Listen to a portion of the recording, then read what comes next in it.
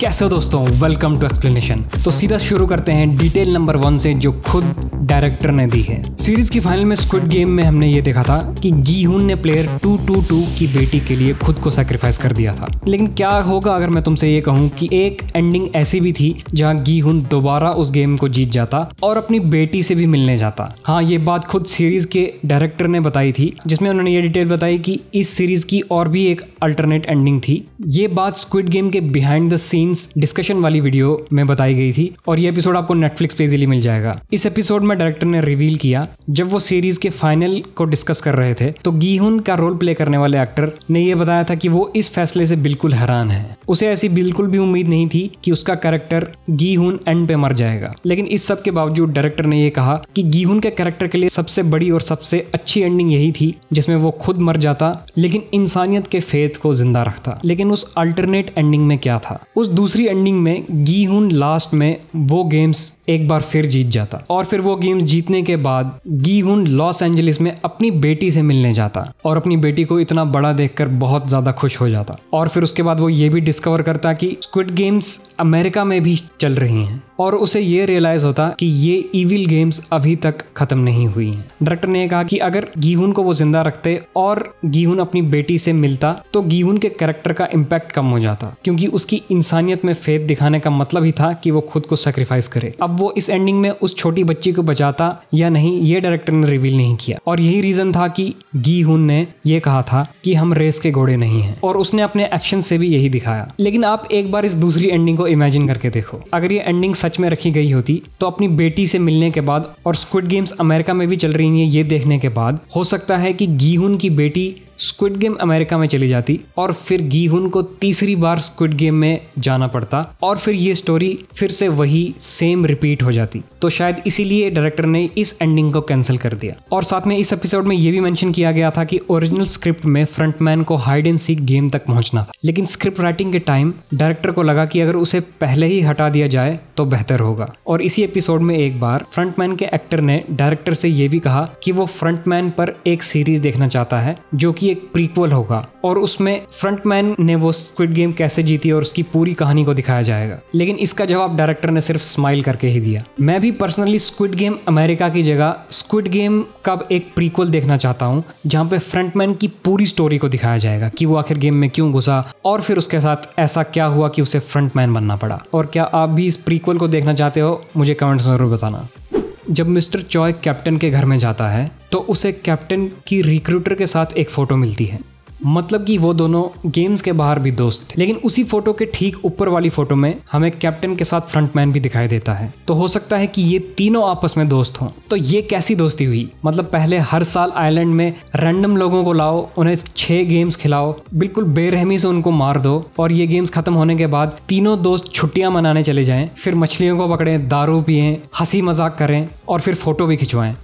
बड़े ही अजीब और साइको लोग हैं। प्लेयर 246 ही इकलौता ऐसा प्लेयर था जो गेम को बिना जीते हुए ही गेम से बाहर जिंदा आ गया। और इस छोटे से सीन में आप अगर ध्यान से देखोगे तो एक एक्टर कैमरा की तरफ भी देखता है और ये कोई और नहीं बल्कि खुद स्क्विड गेम का डायरेक्टर हुआंग डॉग यूक है। प्लेयर 222 की बेटी CGI थी, ये तो आप सबने नोटिस किया ही होगा, लेकिन इसके साथ बोट के कैप्टन का कुत्ता भी CGI ही था। जब प्लेयर्स 4th गेम की तरफ जाते हैं तो वो रिबेलियन में एलिमिनेट हुए प्लेयर्स की बॉडी को लटकता हुआ देखते हैं और वो ये देखकर हैरान हो जाते हैं और साथ में बहुत ही ज्यादा डर भी जाते हैं। लेकिन इसमें एक बहुत इंटरेस्टिंग डिटेल है। सभी प्लेयर्स को ये लगा था प्लेयर नंबर 1 भी उस रिबेलियन में ही मर चुका है, लेकिन उन सभी में से किसी ने भी ये नोटिस नहीं किया कि प्लेयर नंबर 1 की बॉडी वहां पर है ही नहीं और साथ में प्लेयर 246 भी वहां पर नहीं है क्योंकि उसे गार्ड बाहर ले गई थी। एक वीडियो में मैंने ये भी देखा कि हाइड एंड सीक वाली गेम में एक छोटा सा ईस्टर एग है जो बहुत लोगों ने मिस कर दिया। जब गीहुन डेहो को ढूंढ रहा होता है तब इस सीन में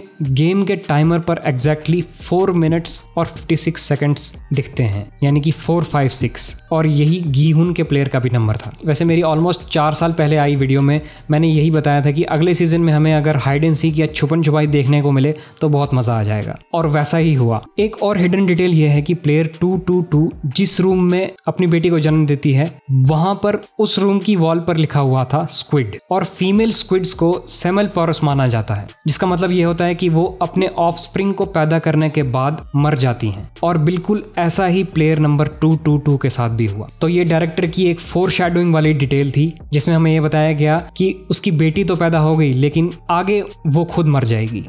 इस सीजन के एपिसोड 2 में प्लेयर 149 अपने ही बेटे की जान ले लेती है और उसका ये डिसीजन हम सब के लिए बहुत ही ज्यादा सरप्राइजिंग और शॉकिंग था। और फिर अगले ही दिन वो खुद को भी मार देती है। और बिल्कुल ऐसा ही सीजन 1 में भी हुआ था, जहां एक कपल मार्बल गेम में एक साथ आ जाते हैं और वो हस्बैंड अपनी ही बीवी को मार देता है और फिर अगले दिन वो खुद को भी मार देता है। वैसे प्लेयर 149 के नाइफ का भी एक अलग ही खेल है। प्लेयर 149 ने इसी नाइफ का यूज करके बेबी का अम्बिलिकल कॉर्ड काटा, जिससे उस बेबी को उसकी लाइफ मिली। यानी कि उस नाइफ ने एक लाइफ को इंट्रोड्यूस कराने का काम किया। फिर 149 ने उसी नाइफ का यूज करके अपने बेटे की लाइफ भी खत्म की। तो इस नाइफ ने लाइफ दी भी और लाइफ ली भी। जैसे जैसे प्लेयर्स एलिमिनेट होते गए और उनके बेड्स रिमूव होते गए, सीजन 1 की ही तरह हमें इस सीजन में भी दीवार पर लिखी हुई चीजें देखने को मिली। और इसमें से एक इंपॉर्टेंट फ्रेज दीवार पर रिवील हुआ, जहां पर यह लिखा था होडी मी ही, और दूसरी दीवार पर क्रैश तीबी। और ये दोनों एक लैटिन फ्रेज हैं जिसका मतलब होता है टुडे फॉर मी